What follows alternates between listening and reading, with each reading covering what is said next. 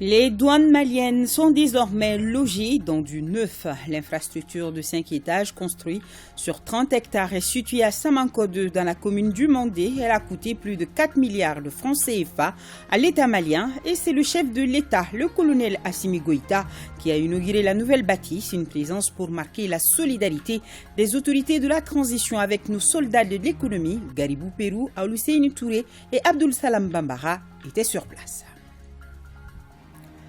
C'est parti pour les travaux de la première session ordinaire de la Cour d'assises 2021-2022. 176 affaires inscrites au rôle pour 370 accusés. Les infractions commises sont liées aux crimes de sang, au terrorisme, au trafic international de drogue, d'atteinte aux biens de l'État et au faux et usage de faux. Sport football, la liste des 25 joueurs convoqués pour la double confrontation contre la Zambie est déjà connue. Le sélectionneur national Éric Sékouchel prône la continuité. Seule nouveauté, la première convocation du jeune défenseur du FC Toulouse, Moussa Diarra. Qui donne du sang sauve des vies. Malheureusement, cette solidarité de grande portée est manifestée seulement par un petit pourcentage de la population, c'est-à-dire des donneurs de compassion. Il s'agit des amis ou des membres de la famille des patients. Comment inverser la tendance? C'est le sujet de Focus Santé de ce soir, une réalisation de Barakissa Ouattara. Voilà pour le sommaire. Mesdames, Messieurs, bonsoir et bienvenue aux informations. Nous sommes le 19 septembre, une date à marquer d'une pierre blanche pour les soldats de l'économie puisqu'ils se logent dans du neuf, une infrastructure de 5 étages construite sur 30 hectares située à Samanko 2 dans la commune du Mandé. Elle a coûté plus de 4 milliards de francs CFA à l'État malien. Et c'est le chef de l'État, le colonel Assimi Goïta, qui a inauguré la nouvelle bâtisse, une présence pour marquer toute la solidarité des autorités de la transition avec la direction générale des douanes. Garibou Pérou, Abdoul Salam Bambara, reportage. Très attendu, le président Goïta arrive à Samanko 2 dans la commune rurale de Mandé. Ici se dresse un imposant ouvrage architectural. Il comporte 5 niveaux R+4. C'est le siège de la direction générale des douanes. Le président Goïta passe en revue la troupe. Il se dirige au pied du monument aux morts. En souvenir du sacrifice de l'agent des douanes, le président de la transition dépose une gerbe de fleurs avant de s'installer.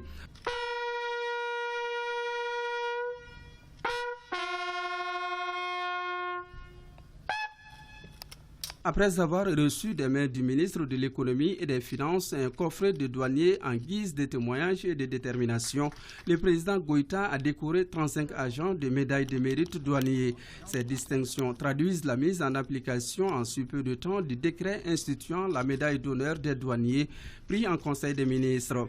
Un des faits marquants de cette journée mémorable est la coupure du ruban symbolique, la découverte de la plaque inaugurale et la visite des locaux. 147 bureaux, 2 salles de conférence, 2 ascenseurs, une salle multimédia, 2 escaliers de secours, une salle d'archives et un réfectoire pour 100 convives situés sur la terrasse supérieure.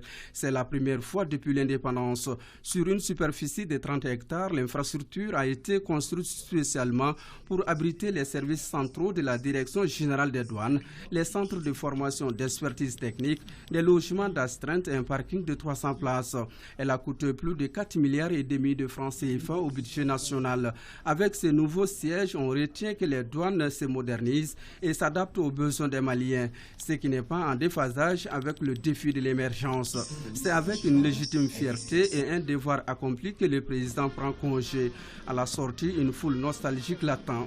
Le président Goïta descend de son véhicule, il se lance dans un bain de foule.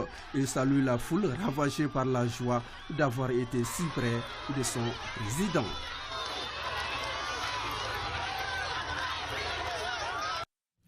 Elles étaient nombreuses, les personnalités à prendre part à cette cérémonie d'inauguration présidée par le président de la transition. Aux côtés du Premier ministre par intérim, on note la présence de nombreux membres du gouvernement, notamment le ministre de l'économie et des finances, Aoulusseini Sanou.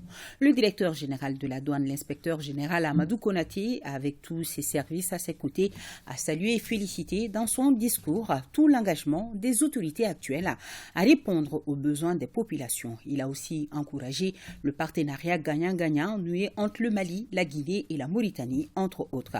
Alousseynou Touré revient pour nous sur les parties saillantes des différents discours lus au cours de la cérémonie. Situé à Samanko, à quelques encablures de Bamako, le nouveau bâtiment des douanes va contribuer à améliorer le cadre de travail des soldats de l'économie. Ce bâtiment de 5 niveaux abrite la direction générale et ses staffs, en plus d'autres services. Les douaniers maliens expulsés il y a peu d'un immeuble situé au centre-ville de Bamako ont trouvé là un véritable motif de jubilation, d'autant plus que cette inauguration est couplée à un hommage aux plus méritants d'entre eux et à ceux disparus qui ont cependant rendu un grand service à la nation, sans oublier ceux d'entre eux ayant trouvé la mort en assurant le service. Malgré le contexte peu favorable, les douanes maliennes ont engrangé des résultats satisfaisants. Au titre des recettes douanières, malgré un contexte difficile marqué par l'insécurité grandissante, la crise de la pandémie du Covid-19, le service est resté mobilisé, on se rappelle, jusqu'à minuit en décembre 2021 pour réaliser le niveau de 657,880 milliards sur des prévisions de 656,250 milliards, soit un taux de réalisation de 100,24%. En matière de lutte contre les trafics illicites et la fraude, des saisies spectaculaires ont été réalisées par les services douaniers en 2021 et 2022. 437 kg d'or, 873 950 $, 991 510 €, 30 millions de faux billets, 2 tonnes 633 kg de chanvre indien, 7 499 munitions de guerre, 30 unités de détonateurs, 6 202 unités d'explosifs, 20 tonnes de produits précurseurs, 3 armes de guerre, 57 tonnes 964 kg de viande avariée remise au service de zoo de Bamako, 76 759 374 comprimés de faux médicaments. Et enfin, la saisie record de 159,5 kg de cocaïne, record dans la vie de l'administration des douanes. Aussi, d'importantes réformes ont pu s'opérer au plan institutionnel afin de donner aux douaniers tous les moyens de leur politique. On peut citer entre autres l'opérationnalisation de la représentation des douanes maliennes au port autonome de Conakry, la suppression des postes de contrôle non nécessaires sur tout le corridor de Bamako à Conakry, l'ouverture de nouveaux bureaux frontaliers du côté du Mali sur toute la frontière commune avec la Guinée, la mise en place de groupes de travail sur l'informatisation du transit, l'ouverture 24 heures sur 24 du port de Conakry suite aux instructions de son Excellence le président de la transition guinéenne, le colonel Mamadi Doumbouya. L'ouverture 24 heures sur 24 des 2 bureaux de Kouré Mali et Guinée suite aux instructions des 2 directeurs généraux. La transmission entre les 2 administrations douanières des données sur la fraude et sur la criminalité transnationale. Pour en venir à ce joyau que le chef de l'État inaugure, il va marquer à jamais la vie des douaniers et certainement celle des populations riveraines. C'est la première fois depuis 1960 que l'administration des douanes du Mali disposera d'une infrastructure construite spécialement pour abriter les services centraux de la Direction générale des douanes. C'est aussi la première fois dans l'histoire de notre pays qu'un service central des États se trouve logé en dehors des limites territoriales du district de Bamako. La construction d'une nouvelle Direction générale des douanes témoigne de la volonté des plus hautes autorités d'accompagner ce service dans l'exercice de ses missions, notamment la mobilisation des recettes, la lutte contre la criminalité transfrontalière, la protection des populations, des animaux et des végétaux contre la circulation illicite des substances nocives. Elle met les services des douanes dans les conditions optimales de travail en vue d'améliorer ses performances et d'assurer l'atteinte des objectifs fixés. C'est au nom des populations du Mandé que le président de l'autorité intérimaire exprimera sa joie et sa reconnaissance tout en rappelant la précarité dans laquelle vivent ses administrés. Le ministre de tutelle a exhorté la direction et le personnel à s'investir davantage dans le travail, cela malgré le contexte particulièrement difficile. Quittons Samanco. Je vous amène au cinéma, du moins une salle aménagée pour cette occasion inédite. Et ça se passe au Conseil national de transition, avec un spectateur de taille, le président du CNT en personne. Malik Diaw, entouré de membres du CNT, a savouré le long métrage de 85 minutes du réalisateur Oumar Nigizé Sinenta. Le film intitulé Kounou, le train de retour, nous fait revivre les premières heures de l'indépendance du Mali. Et Mariam Koni nous précise que le président du CNT a visiblement bien aimé la séance. Suivons ensemble. Ce lundi 19 septembre, la salle des plénières du CNT s'est transformée en une salle de cinéma avec la projection du film Kounou ou le train du retour. Le jeu en valait la chandelle car ce long métrage de 85 minutes nous fait revisiter un pan de notre histoire. Il s'agit des premières heures de l'indépendance du Soudan français, d'abord au sein de la Fédération du Mali, puis comme république indépendante et souveraine. Quand nous avons été appelés à collaborer à la réalisation de ce film, nous nous sommes dit que c'était un devoir pour nous, devoir de rétablir la vérité historique, pour que les générations actuelles, surtout les jeunes, sachent ce qui s'est passé en 1960. Selon l'historien, témoin de l'époque et intervenant dans le film, l'échec de la Fédération du Mali doit servir de leçon pour renforcer l'unité entre les peuples du continent. C'était un retour vers le passé, mais qui en même temps est un retour vers notre futur. Parce que le passé, c'était quoi? La construction d'une Afrique unie. C'était une entreprise gigantesque, tentée et réussie, il faut quand même le dire, parce que la fédération a été créée. Elle a existé pendant moins de 2 ans. Elle a été créée par des leaders qui avaient la vision d'une Afrique unie. Et il est vrai que si nous ne revenons pas à ces fondamentaux, notre futur sera compromis. Pour le réalisateur du train du retour, les Africains devraient s'inspirer des idéaux de Modibo Keïta, premier président du Mali indépendant. Dire aux Maliens qu'ils ont une histoire. Et cette histoire, elle leur permet de se réunir aujourd'hui. Si nous ne savons pas que nous venons de quelque part, il est très difficile de savoir où nous allons. Ce qu'on peut retenir du film, c'est l'initiative que Modibo a prise pour réunir les Africains.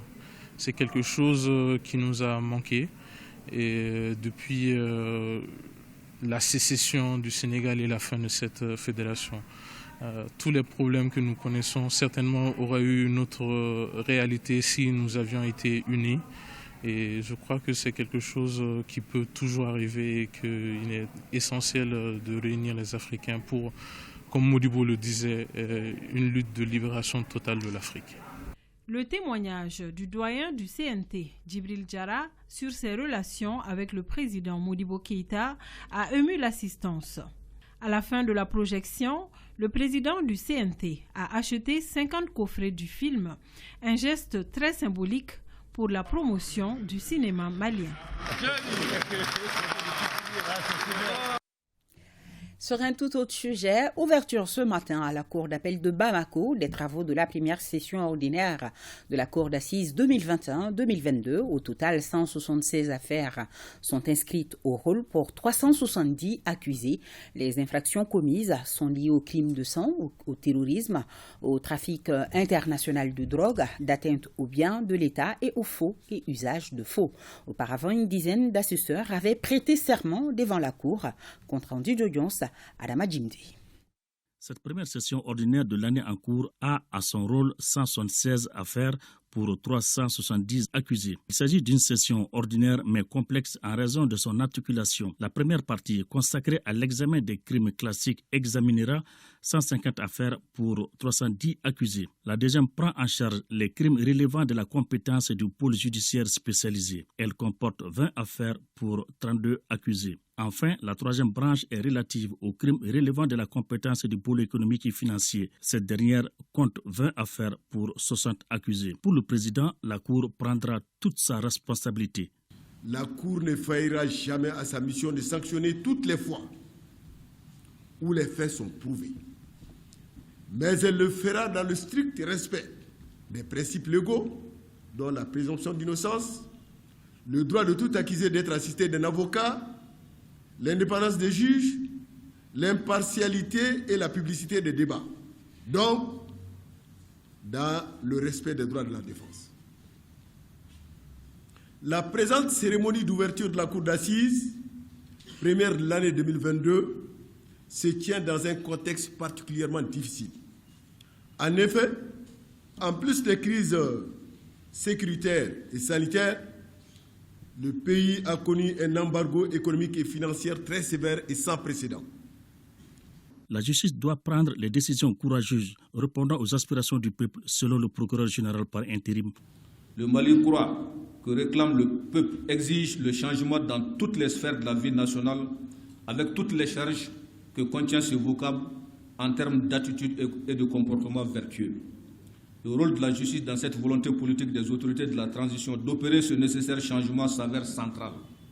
Dans cette œuvre d'édification du Mali croit, acteurs de la justice que nous sommes, chargés de l'administration et de la distribution de la justice, notre rôle nous incline d'avoir présent à l'esprit l'interpellation quotidienne du peuple en quête permanente d'une saine et bonne distribution de cette justice, celle où les fauteurs sont sanctionnés et les innocents blanchis conformément à l'ordonnancement juridique.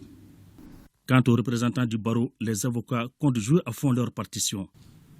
Les vœux portés par le parquet, j'en suis d'accord.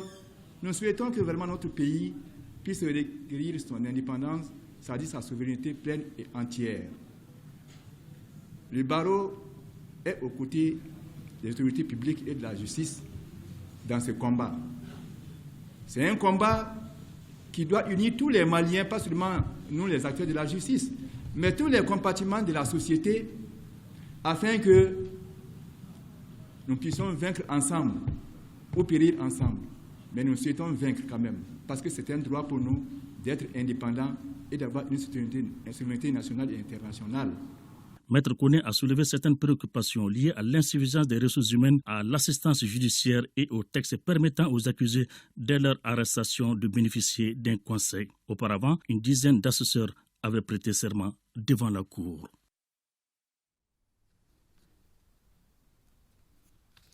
Le Centre d'assistance et de promotion des droits humains lance la réflexion sur les droits humains et interpelle les décideurs sur les défis à relever. Pendant 3 jours, les participants, plus de 200, vont échanger autour de 6 thèmes, parmi lesquels on note les difficultés d'accès aux documents administratifs.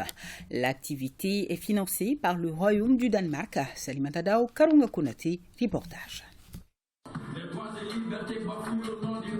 Le tabalé tam-tam parleur vient ainsi de sonner.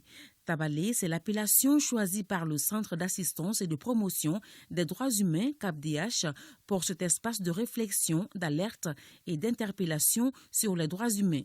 Informer, sensibiliser et formuler des recommandations en faveur de l'égalité et de l'équité entre les Maliens, c'est l'objet de ce colloque qui va s'étendre sur 3 jours. L'activité réunira plus de 200 participants, notamment des représentants des structures publiques et parapubliques, des organisations de la société civile, des journalistes, des blogueurs et des partenaires techniques et financiers. 6 thèmes qui seront abordés par 18 panélistes, notamment la protection des victimes et témoins au Mali, les difficultés d'accès aux documents administratifs, la détention provisoire et le respect des droits et libertés fondamentaux au Mali, état des lieux, défis et perspectives. L'initiative soutenue par le Royaume du Danemark va s'intéresser également au rôle des jeunes dans la citoyenneté et la lutte contre l'extrémisme violent. C'est vraiment une occasion qui est importante pour prendre le temps de se réunir autour d'une table, une très grande table de tabalène pour entamer une discussion sur les droits humains.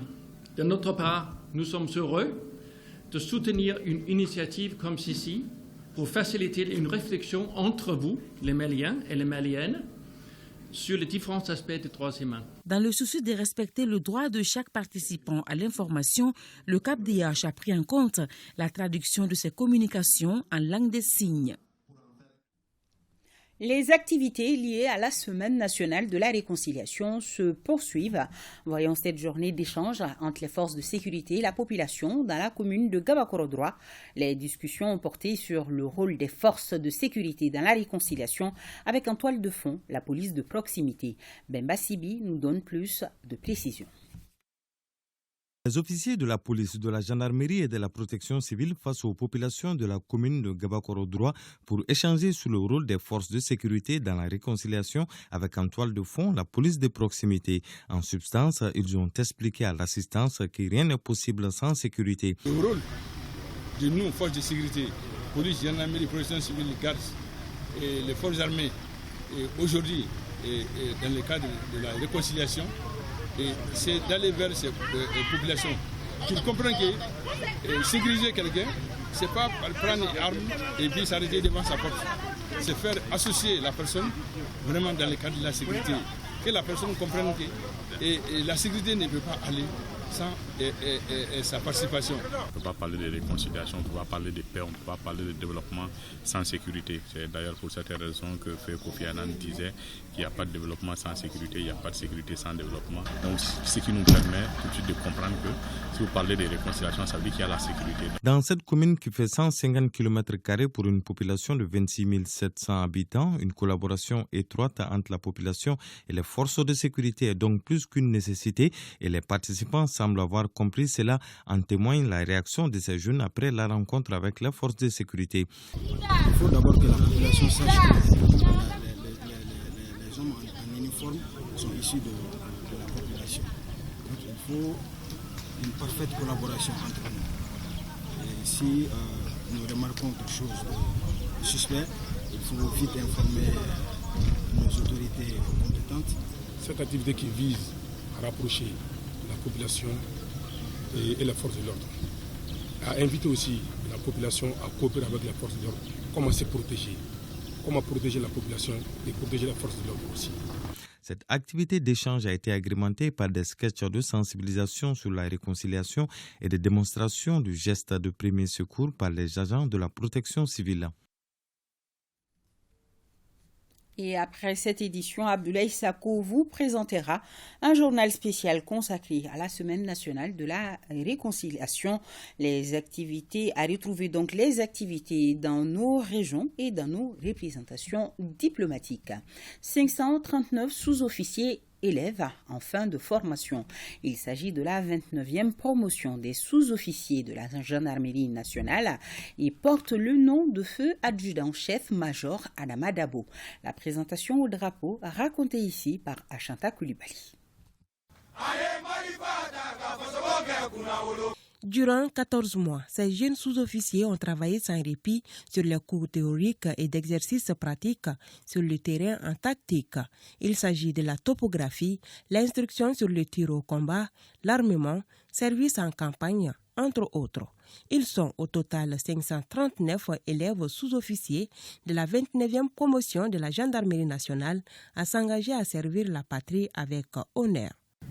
Ces sous-officiers sont issus de toutes les couches sociales et provenant de l'ensemble du territoire national.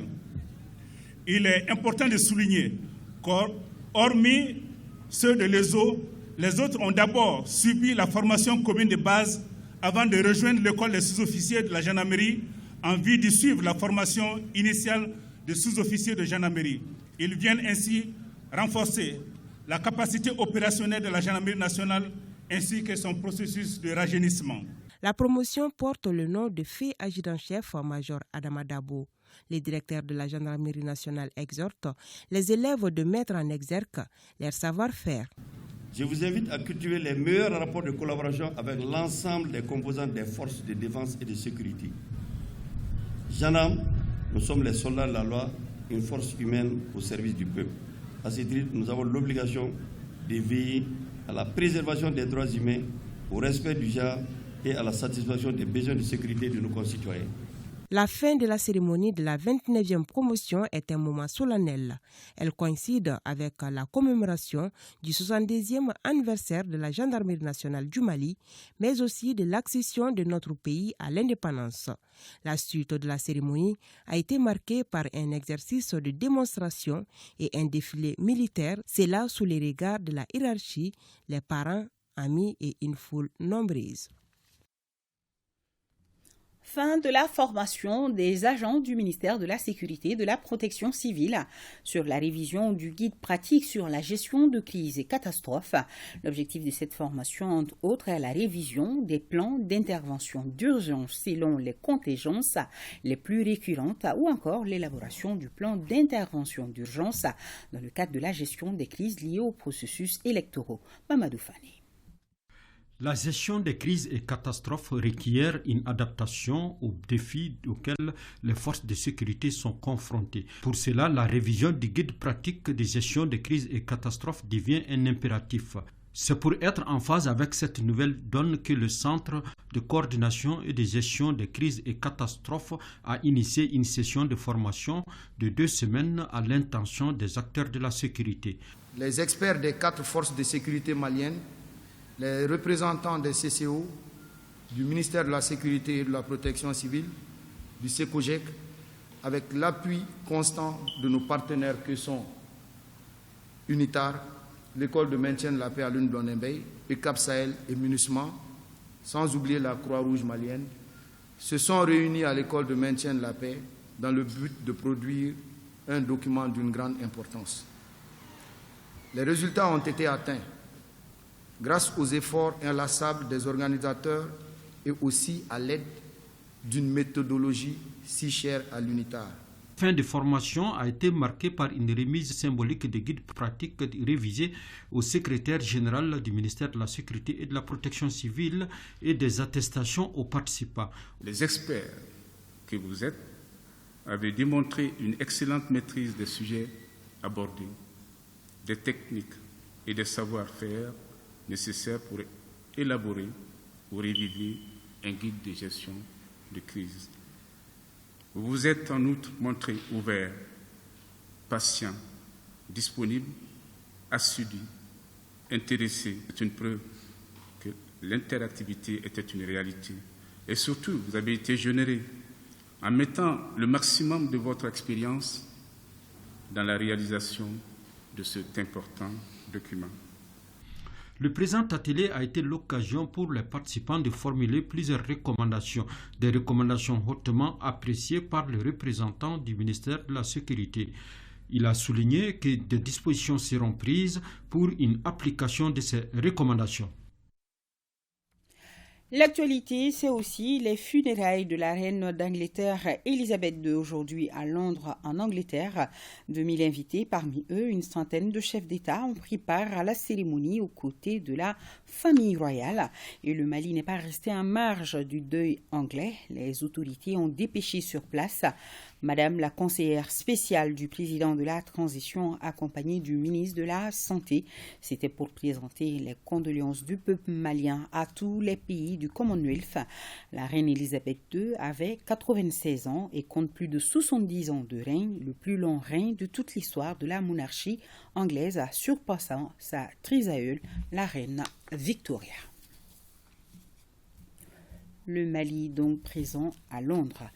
L'Institut national de prévoyance sociale veut être encore plus proche de ses clients. La télédéclaration vient d'être lancée pour cela. C'est quoi la télédéclaration? Vous vous posez sûrement la question. Il s'agit pour tout employeur INPS désormais de disposer de son numéro d'immatriculation en seulement 24 heures. D'autres explications avec Inaba. En un clic, c'est possible d'avoir l'immatriculation d'un assuré au bout de 24 heures, et cela grâce à un logiciel international. Jadis, ce processus prenait 5 jours, ce qui entraînait le plus souvent des pénalités pour les employeurs en retard de déclaration.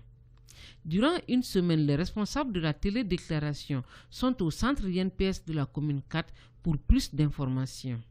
On a décidé de faire cette journée porte ouverte pour vulgariser ce produit auprès des employeurs, auprès des entreprises qui ont fait confiance à la télédéclaration. De 2017 à nos jours, on est à peu près 4000 employeurs télédéclarants avec plus de 8000 postes configurés et 134 693 travailleurs avec leurs comptes assurés renseignés.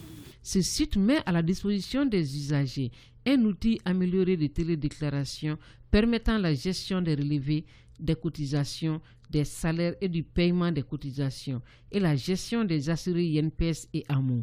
Une aubaine pour les employeurs et le service de recouvrement de l'INPS. La télédéclaration est un outil de la digitalisation.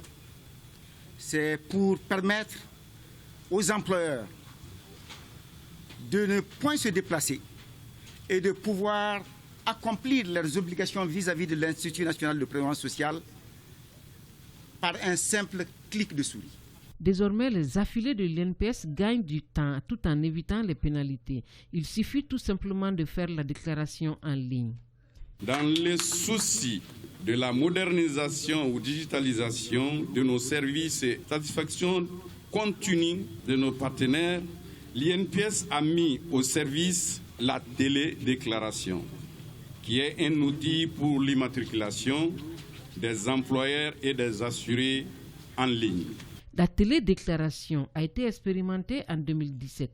Ce logiciel ultra moderne permet à l'INPS, aux employeurs et aux banques de travailler en synergie.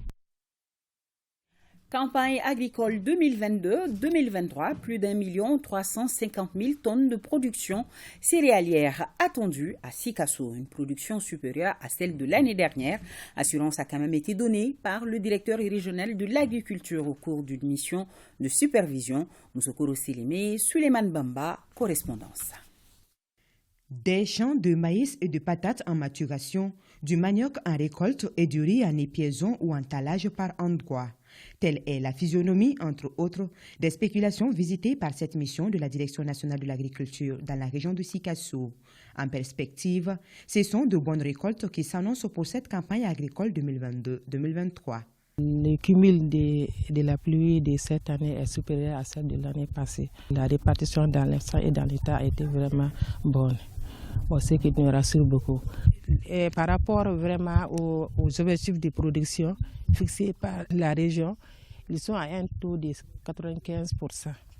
Donc on peut dire que vraiment cette année, on peut espérer sur une bonne campagne agricole.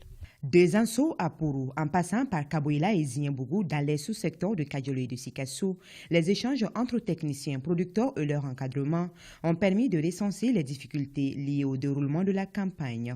Et l'épine commune au pied des producteurs demeure le manque d'équipements et d'engrais subventionnés, ainsi que les prix élevés des intrants.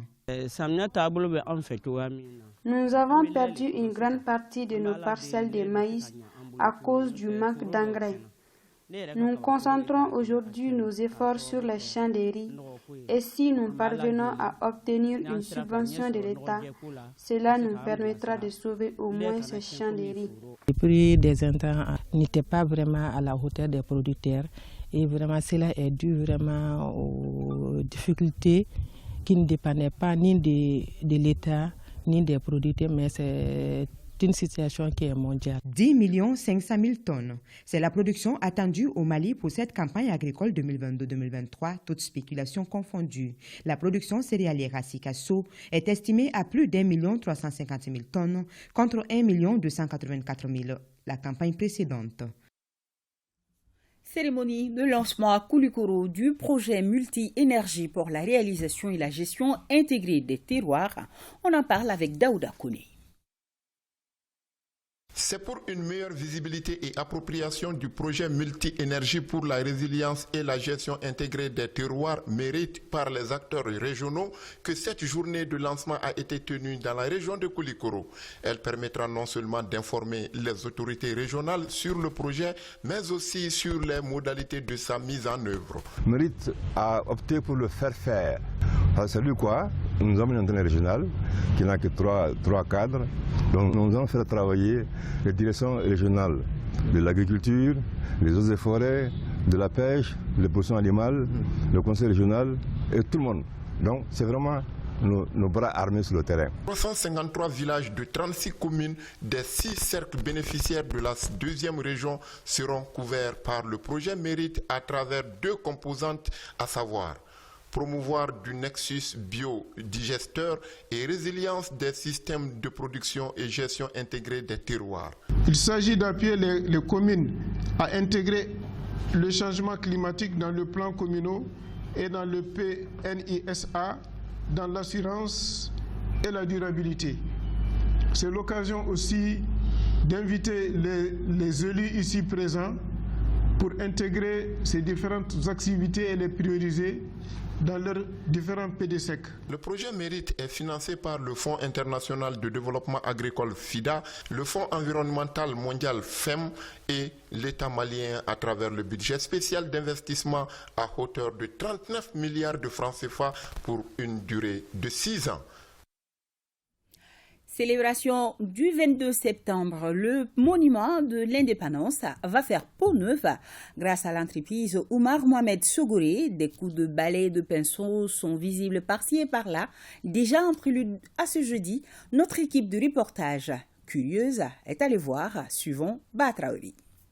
À la veille du 62e anniversaire de l'indépendance du Mali, le monument dédié à ce nom doit faire peau neuve. L'OMS, entreprise Oumar Mohamed Sogoré, se porte volontiers à cette tâche après la sollicitation de la mairie de la commune 3 du district de Bamako. Alors nous avons été sollicités par l'association SKT. Nous avons décidé de répondre présent en tout ce qui concerne le nettoyage, en tout ce qui concerne le 22 septembre, tout ce qui concerne l'indépendance du Mali.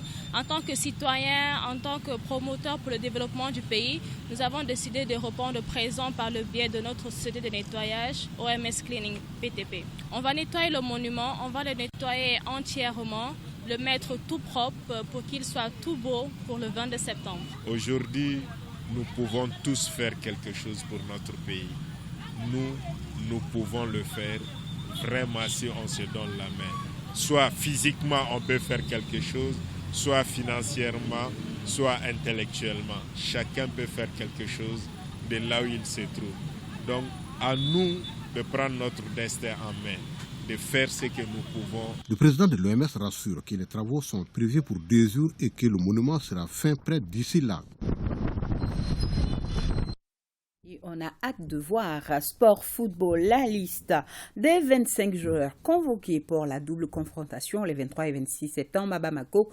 Un match amical international contre la Zambie est déjà connu. Le sélectionneur national, Eric Sekouchel, prône la continuité. Seule nouveauté, la première convocation du jeune défenseur du FC Toulouse, Moussa Diarra. Salif Diakité nous en parle. Eric Sekouchel prône la continuité.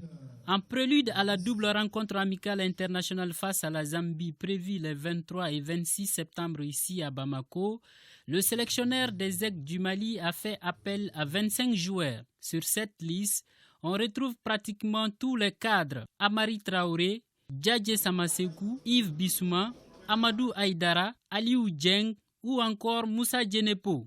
Quand je réfléchis à la sélection, je vous l'ai dit en préambule, c'est que moi d'abord j'ai un projet de jeu en tête. D'accord ? Et je vais essayer de sélectionner des joueurs qui vont rentrer dans ce projet de jeu. Moi aujourd'hui, je n'ai pas d'ego à avoir. Je suis sélectionneur de l'équipe nationale. Le but du jeu, c'est d'essayer de gagner le maximum de matchs avec l'équipe nationale. Si le jeune défenseur du FC Toulouse, Moussa Diarra, va découvrir le nid des Aigles pour la première fois, on constate l'absence de Massadio Aïdara, Almami Touré, Ibrahima Kone et Khalifa Koulibaly. Le jeune Moussa Diarra, c'est un jeune qui arrive dans une équipe qui est en Ligue 1 aujourd'hui et qui montre des choses intéressantes. Le choix de la Zambie pour le sélectionneur n'est pas fortuit. Donc la Zambie est une équipe qui a une animation défensive et offensive qui se rapproche de la Gambie. Donc l'idée c'était de bien préparer ce match contre la Gambie.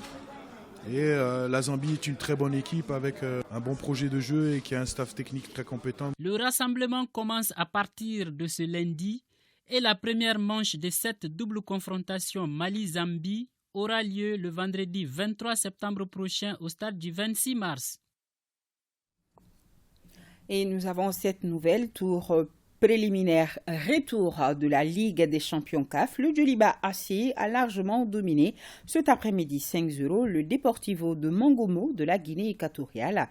C'est au stade du 26 mars. Les Rouges de Bamako s'étaient inclinés à l'aller 2-0 en Guinée équatoriale il y a 8 jours de cela devant cette même formation.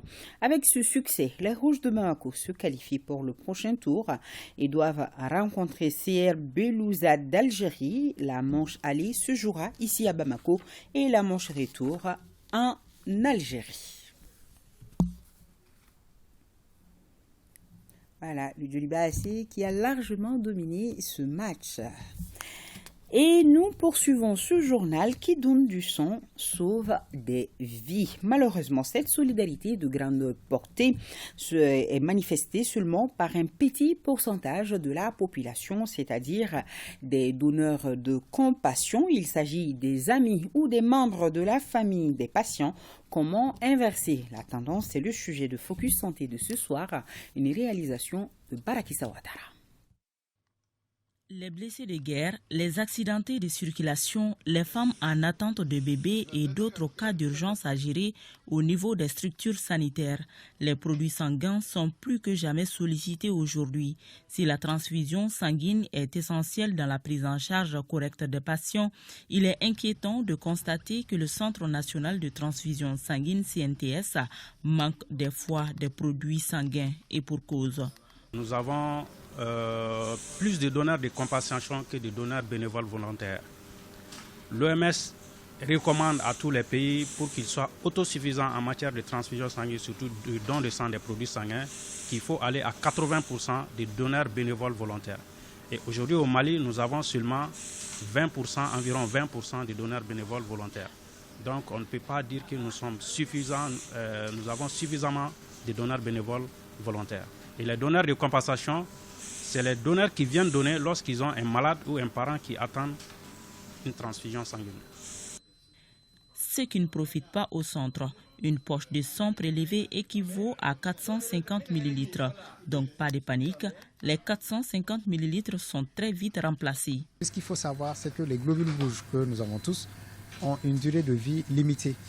Les globules rouges ne vivent que pendant 120 jours, 4 mois. Donc qu'on donne du sang ou pas, ces globules rouges ne restent pas dans le corps. Ils vont se détruire d'eux-mêmes. Ça, c'est un mécanisme physiologique qui est là. Donc, le sang donné est restitué et c'est comme un renouvellement. Puisque ces globules rouges doivent vieillir et être détruits d'eux-mêmes. Donc, quand on donne du sang, ça permet un renouvellement du sang, d'avoir de nouveaux globules rouges, des globules rouges jaunes. Donc, ça ne peut que renforcer la santé chez le donneur. Et voilà. Avant le prélèvement, le médecin vérifie d'abord si le donneur est en condition. Le donneur doit avoir entre 18 et 60 ans, avoir un poids qui est supérieur ou égal à 55 kg et une tension artérielle normale. Le sang ainsi prélevé est analysé pour voir s'il ne contient pas certaines pathologies. Les composantes du sang prélevé seront séparées, globules rouges, plasmons et plaquettes. Mais ces produits sanguins ont aussi une durée de vie limitée.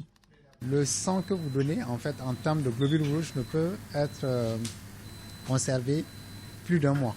La conservation des globules rouges, ça fait 1 mois. Le plasma frais congelé peut être conservé pendant 1 an à une certaine température, quand je parlais de moins 25 degrés. Mais les produits, les concentrés de plaquettes sont conservés uniquement pour 5 jours. Il faut donc régulièrement donner du sang afin que les stocks se reconstituent. Il y a souvent des pénuries de produits sanguins, surtout en cette période de pic du paludisme qui commence. Les besoins et les demandes sont fortes. Donc il nous arrive souvent de ne pas pouvoir honorer à certaines demandes de produits sanguins. C'est pourquoi nous sommes en train, dans la dynamique, de renforcer la collaboration avec les établissements qui sont approvisionnés par le Centre national de transfusion sanguine, pour que, ensemble avec les collègues médecins, nous puissions aller aussi à l'utilisation rationnelle des produits sanguins. Le hic est que le centre ne répond pas aux normes de stockage. Ce centre a été conçu au départ pour 5000 dons. Et en 2021, nous avons collecté environ 60 000 poches. Donc du coup, nous ne répondons plus aux normes de qualité de sécurité et de confidentialité en matière de transfusion sanguine. Les risques, c'est qu'à un moment, nous ne pouvons pas dépasser une certaine capacité de collecte de sang, parce qu'il ne faut pas collecter aussi du sang pour que ces produits viennent à l'avenir qui nous amènent à les détruire, ou bien des produits qui vont être périmés avant leur utilisation. Si le sang prélevé est remplaçable, l'acte de donner volontairement son sang est irremplaçable. Ce geste simple et généreux à la fois peut faire de vous des sauveurs de vie. C'est compris, Barakissa, il faut aller donner son sang. Avant de boucler ce journal, faisons ensemble le point Covid de ce jour, 19 septembre 2022. 24 cas positifs, 49 guéris, 0 décès. 445 personnes sont sous traitement pour vous protéger et protéger les autres. Suivez les mesures de prévention et faites-vous surtout vacciner. Nous sommes à la fin donc de ce journal. Comme information phare, l'inauguration du nouveau siège à Samanco de la Direction générale des douanes par le président de la transition, le colonel Assimi Goïta. Et grand merci à nos téléspectateurs de Andera Boukan, Taoudeni et Menaka. À demain 20h. Bonsoir à tous.